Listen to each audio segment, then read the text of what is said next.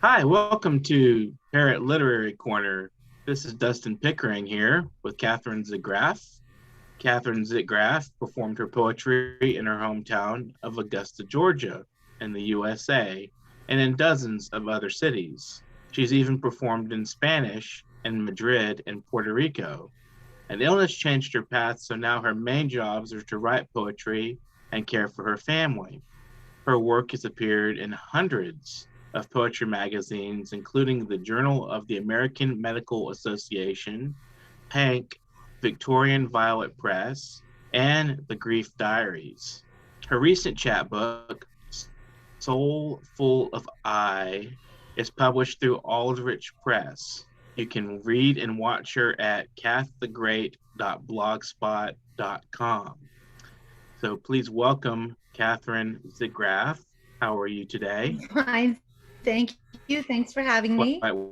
Welcome. I mean, we'll have a great discussion. And to kick it off, let's just, if there's anything that's not in the bio you wish to talk about from yourself, from your end, that you think is interesting to your literary output, feel free to chime in. Okay, wonderful. Well, when I was in college, a good 25 years ago, I remember talking to my my first writing professor, and I just blurted out, "I'm going to be a poet," and I surprised myself. I know now that anyone who writes poetry is a poet. But that is who I am as a professional, and personally, that is who I am, and I'm grateful for where I've come to get here. An excellent speech. So my first question, my question is: you say anyone who writes poetry can be a poet. So, what about performance poetry? What skills and presentation need to be made for a good performance poet? Because I've watched your performances, I thought they were excellent. What kind of advice can you give to people as far as performing? Wow, that's a good question. Well, I started performing in 2009, and it took me hindsight, as often is in life, to realize how to do it. So I performed for a good 5 years, and now that I look back on it, I realize that the way you speak is very important. Speaking slowly, but in terms of writing, I appreciate what sounds good to the ear, and that's rhythm and rhyme. Spoken word is music. It is music. Mhm. And but you're just using your voice in a spoken tone. So when I when I write um, without the goal of performing, I also use the rhythm and rhyme. I like it to sound good to the ear. So I recommend, in terms of performing, the number one thing is your words. The number one thing, and it's always your words, and also what you're trying to say. The way the soul of your writing is the most important thing. But it's the physical elements are the way you perform, and so that takes time. I think you have to listen to some good people on YouTube and live, and they'll give you some understanding of the cadence. That is very important. How do you rehearse for performing? Do you, I don't know, stand in front of the mirror, or or maybe like what people watch you and before you go on stage and show them what you're going to do and ask for input? How does that work? Again, in hindsight, those would have been good ideas. The best way I rehearsed was the act of memorization. And a 3-minute poem would take me a good 2 weeks to feel confident enough to perform it. A lot of people can memorize much faster. um, but yeah, I think that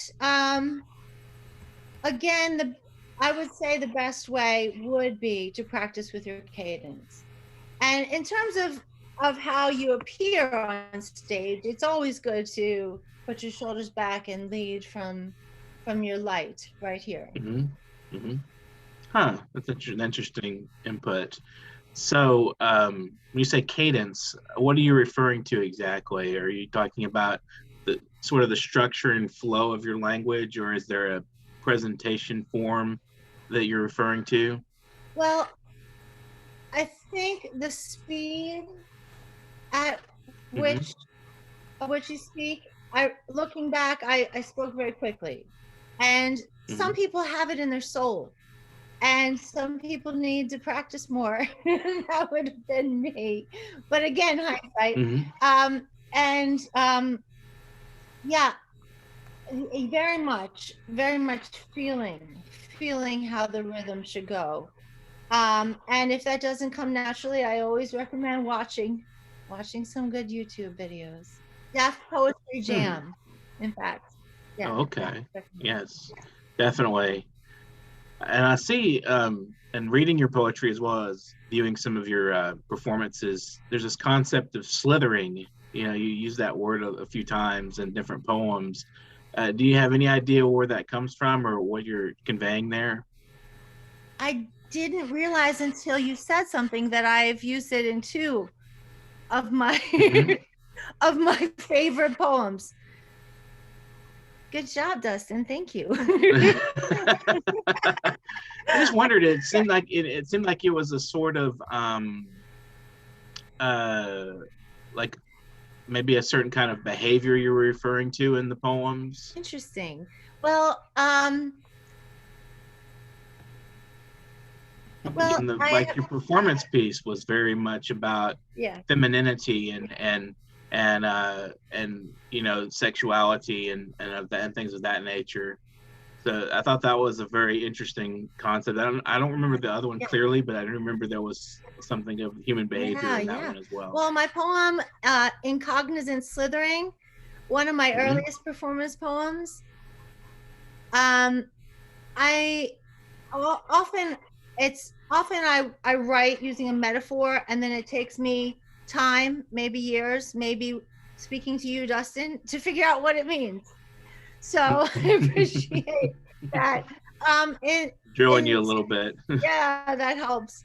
Mhm. In cognizant slithering, it does the concept. Well, slithering very much goes with the S sound, and sin. The concept of sin. What is that? What is that biblically and metaphorically, and what that means to us? So yeah, I think when I use that, I very much am referring to sin. And again, not Sort of a necessarily. Garden of Eden. Yes. Yes, indeed. Yeah, Yeah. like the snake and slithering, eating the Yeah. dust, as it says in the Bible. Yeah, I understand that. That's very interesting how you translate that into your own poetry and what you're conveying in your message in those By the works. way, Very nice. how do you arrive at the name Bertrand the So Great? Oh, interesting question. I had just started performing. Maybe it was probably my second time performing, and I was at a club, and it was time to write my name down on the list, on the sign up list. And there it was. Sometimes our best thoughts are very spur of the moment, and it stuck. I'm a fan. spontaneous. There it is. Yeah. So you've also been widely published. I'm just curious, what's your secret there? Do you submit quite a bit, or do you just luck up the draw? Sometimes you just submit and they take it, you know, and it's just a matter of getting it to the right publisher, or how does that work? Well, I find that anytime a poem finds a home with a publisher, it is the exact right poem for that publisher. Mm-hmm. Some of the best poems, if they aren't at the right place, then they can't be accepted. I've had many publishers say, "Oh, we liked your poem, but it doesn't fit our aesthetic." So I recommend reading through literary magazines and figuring out what they do publish. So that is a trick, a very important element of having things published, to read through what is already being published there. I do submit. I go through periods where I'm writing a lot, and then I go through periods where I'm submitting a lot, and there's stages, and I spend a lot of time just trying to find a home, trying to find the right home. I like literary magazines with pictures, pictures, because I'm a fan of visual art. So just searching for the right home, I recommend. Do you write ekphrastic poetry as well? I have one poem that I have been working on for years, and there's an artwork at our local art museum here in Augusta, Georgia, the Morris Museum of Art. And it really just stuck with me from the very beginning, the first time I saw it years and years ago. So I had a lot to say about that. It's about a Southern soldier returning from war and finding his house has been abandoned. And that seems like that can apply to many places and many times, and it gives me chills still. So yeah, that sticks out to me as my poem in response to visual art. But I really would like to write more that way. Interesting. That's a fascinating, that you see the timelessness in this piece. So would you like to read a poem or perform a poem for us? Good. Yes, that would be terrific. I want to read something that I have been working on for 25 years, and I feel like it's been finished over and over. So I think it's actually finished, if you don't mind. Sure. Thank you. So this poem is called Violining. I like it already. Violining. Yeah, I spent some time in Spain. Oh. And a very poetic experience, of course. So 25 years it took me to write this. So this is Violining. Gusts blow wild sky off its clothesline, and fog soaks into my coat. I lift the gate latch, enter under a canopy of greens and into the courtyard. I stay this January in Carmen de la Victoria, the stone and oak guest house of the Universidad de Granada. Halfway up the river valley, I come home to the ghosts of former guests. I'm comfy now in a dry sweater. The ladies feed me fish soup and red wine. This pale afternoon, I settle into the dining room, facing windows that gaze down the hill. Across the river,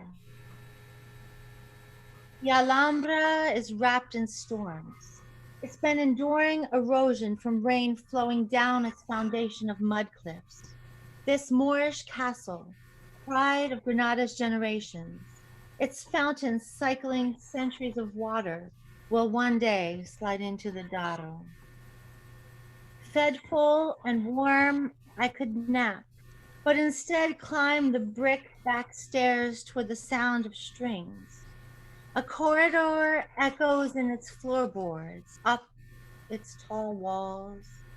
The visiting violinist has invited me to the conservatory in his temporary domicile. Lower levels fall quiet each after-lunch siesta, while daily he labors in a lofty corner of the Andalusian mansion. His violin lures me toward his quarters. I follow the stairs and their cases, past a history of faces. A mahogany door stops the steps at the room in Carmen's flower. I hear a furious stirring of his ceiling atmosphere. Song streams through the keyhole. Perhaps his abode holds a broad forest of attackers at whom he aims notes with precision. Or maybe he stands steering his bed through a storm of distraction. In there, leaning into his bow, he could be soothing the swell of floor-flooding disorder. Under his door, his spirit overflows, and I yearn for an art, a talent, the desire to work at something. I'm haunting the halls, brought here by my dawning aspirations. His room sounds full of the ancients, once traveling the Spanish paths. They inspire this violinist into discipline. May they immortalize him one day into stone. Wow, there's so much there. There's just, where do you start? It's very landscape oriented, but it's and you talk about the castle, and of course the violinist is the center of the poem, and it's his performance, and he's basing it, he's getting in his blood, genetically it's flowing through him, and he's playing the violin, and I think it's beautiful. I like it. And that was an actual experience you had? Yes. Or was that imagined? Oh wow, okay. Very much so. That was very poetic. Wonderful poem. 25 years to write it. Wow. It was worth the wait, I guess, right? Yes. So what actually reduced your activities, your performance poetry? Because along the line, I realized that you had what called diminishing return. You were very active in poetry. You were moving from places to places, and now you are at home. Still engage yourself, though virtually. So tell us about your live experience and what led to just limiting your movement around. Well, that's a great question. I spent some time with a really bad pain condition, and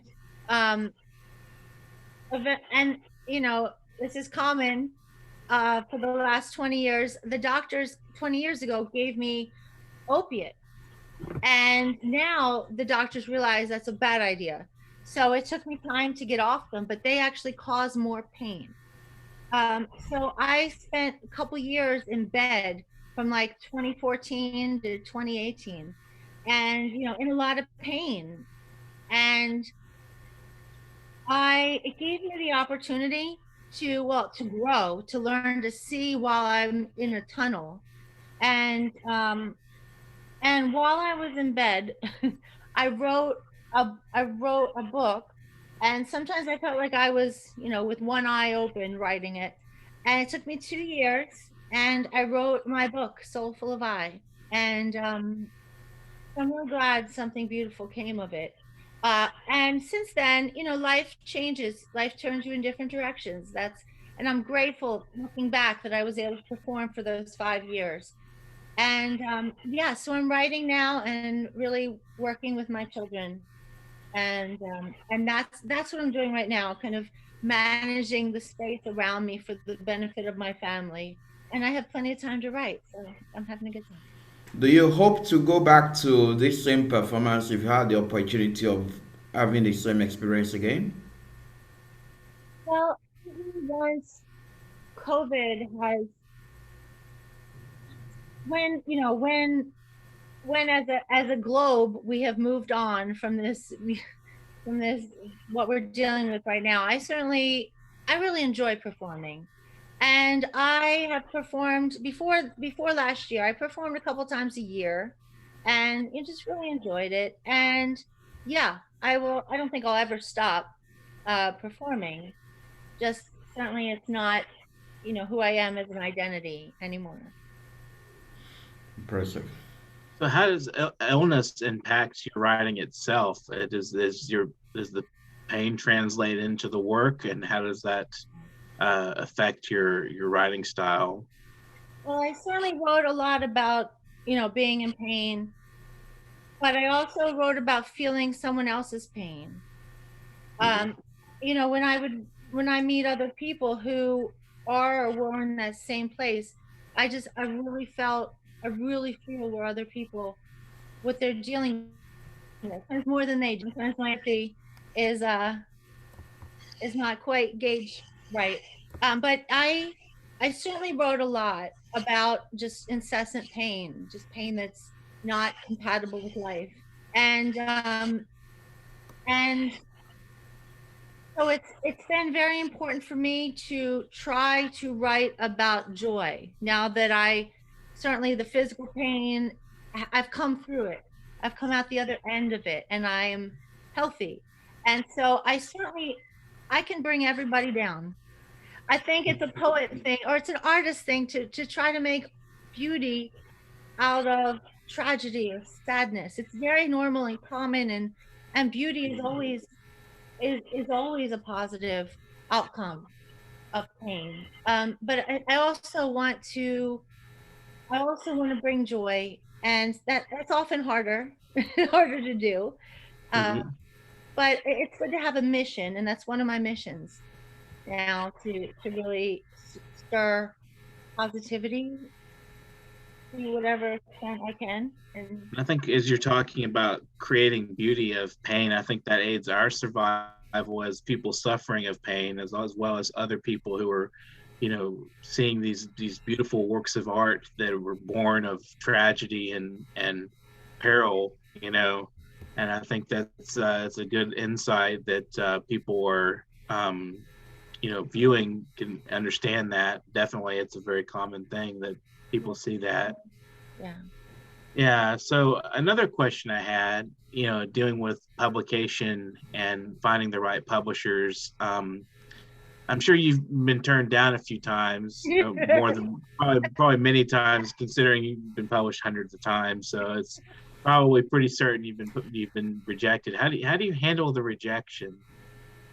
Well, I I love something about being given a very reasonable perspective that I like. So rejection, I learned from rejection.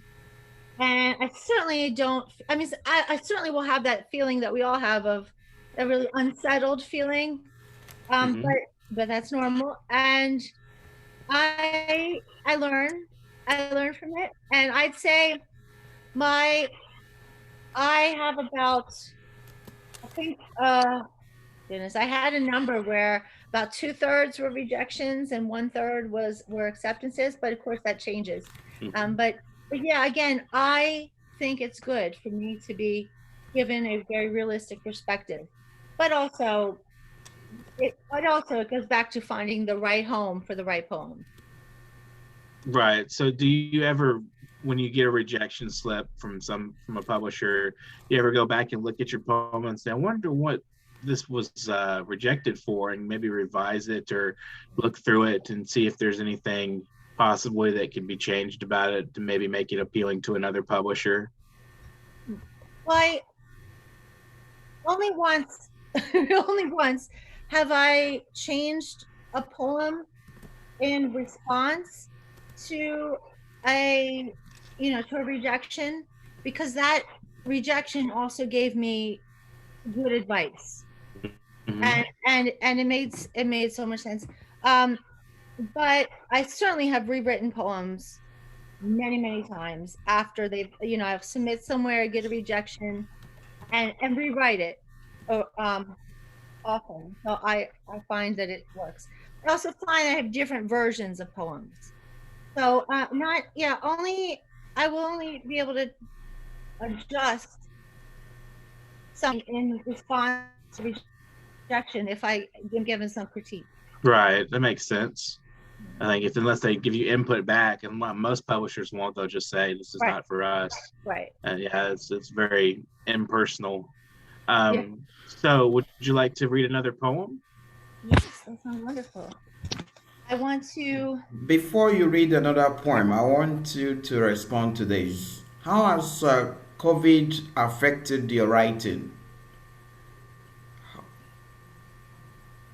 Hmm. Well, interestingly, on the large scale, first of all, COVID has, I feel like it has not affected my daily activities because I stay home anyway.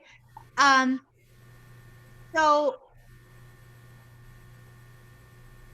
so I think maybe it's just given me a different way. I don't think it's really affected affected me, to be honest.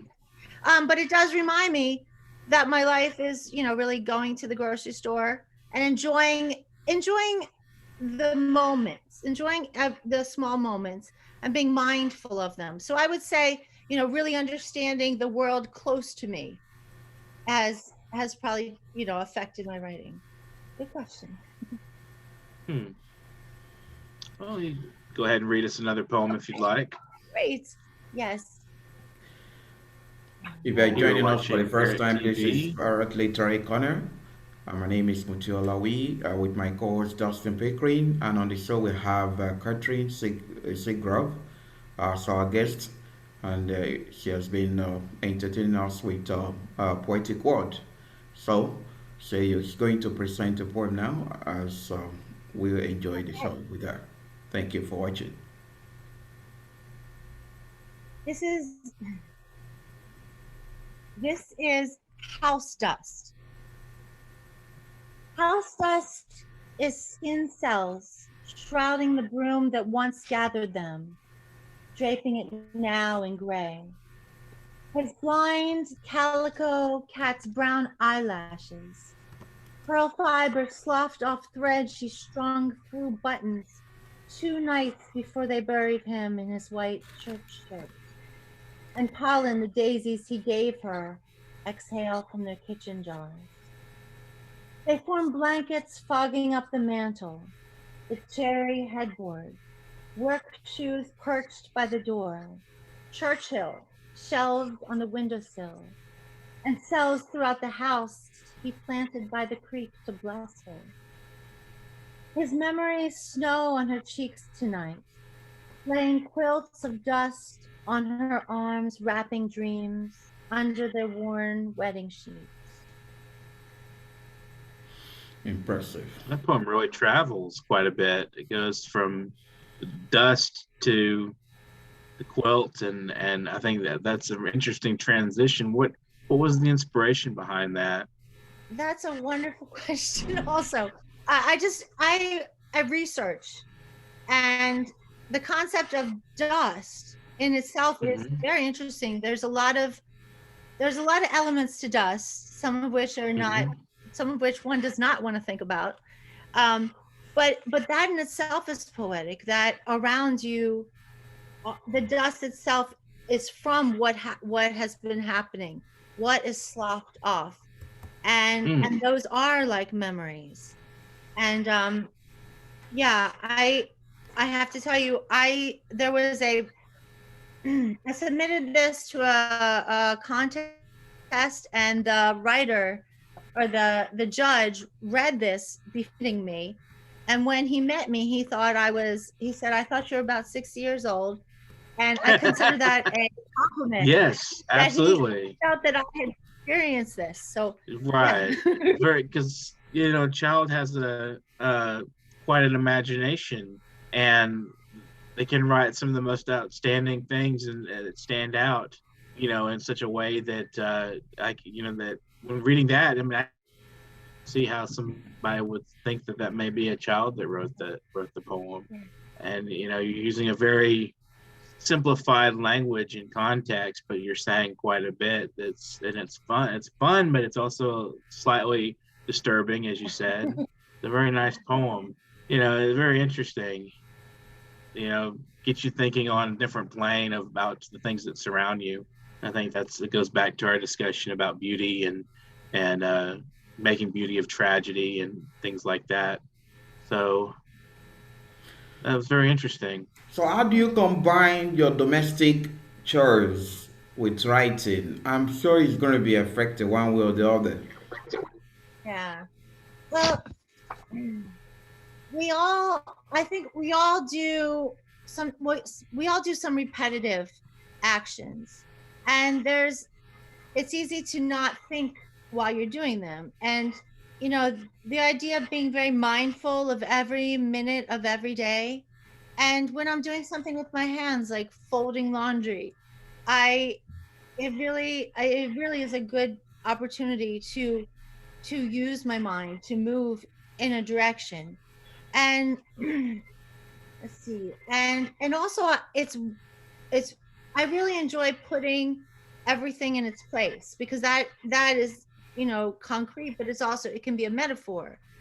And when everything is folded and lined up well, that kind of, it makes me feel like things are organized in my mind. And again, it goes back to being mindful and grateful for your life and your ability to move forward. Impressive. Right. So do you have a So we have specific about message for right. viewers? A lot of people would want to tap ideas from you, your philosophical words. What message do you have for young writers and your fellow poets? Okay. I yes, I very much recommend that young writers remember that you live so you can write about it. And even if you feel like you haven't been writing as much as you want to, you are busy living so that you can write about it. And certainly as we get older and have more experience, that is very important to our maturity as writers.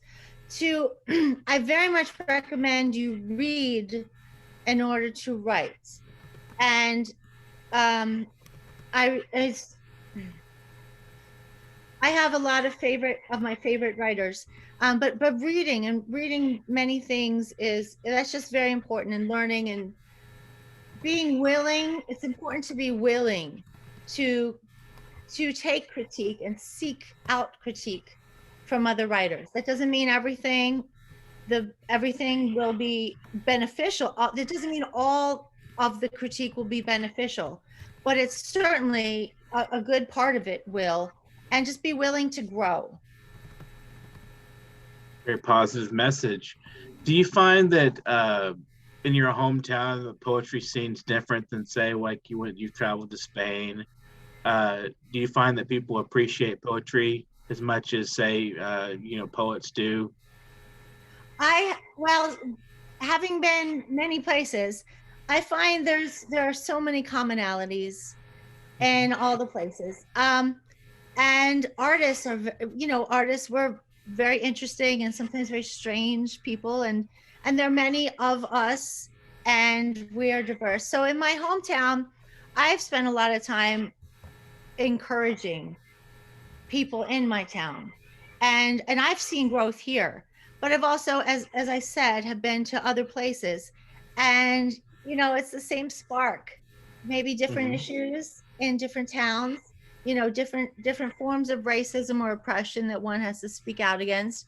But poets were here to be journalists and prophets, and that is very common among the many places I've been, including Spain and Puerto Rico and San Francisco and all the places in between. We have so much in common.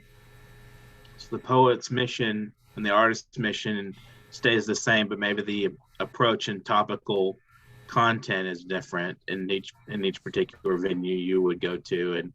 And that's interesting. I think that, of course, different locales have problems they face.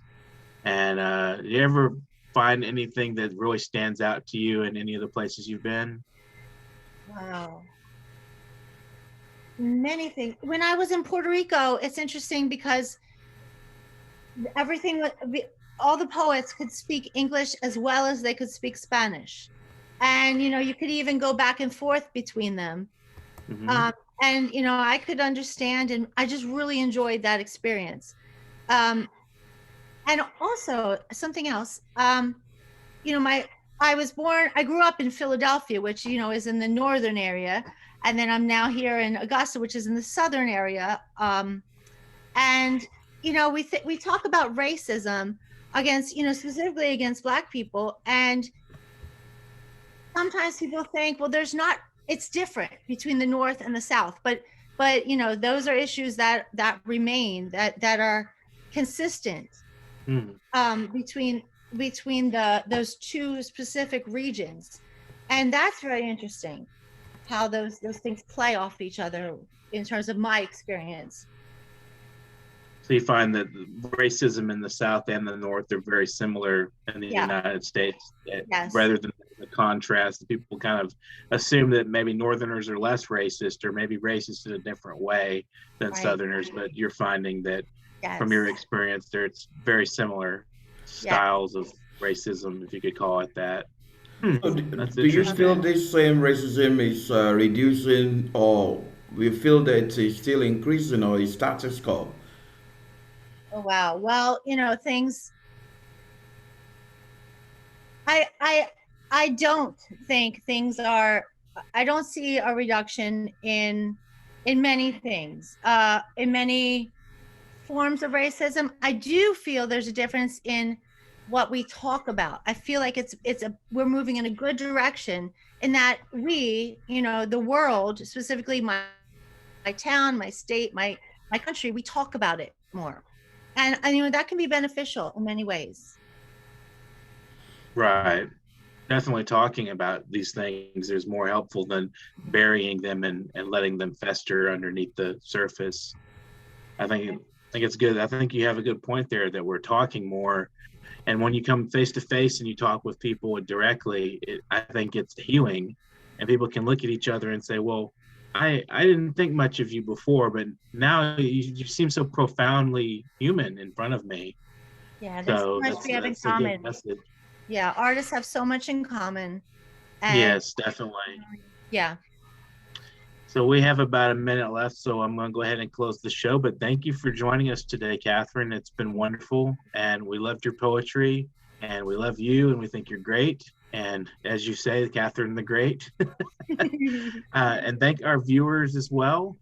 Please subscribe to the channel. We're doing the Million Artist Challenge, Million Creative Mind Challenge. Please subscribe, like a video, pass it on to your friends. Tell everyone you can think of about us. And if you want to be on the show, let us know.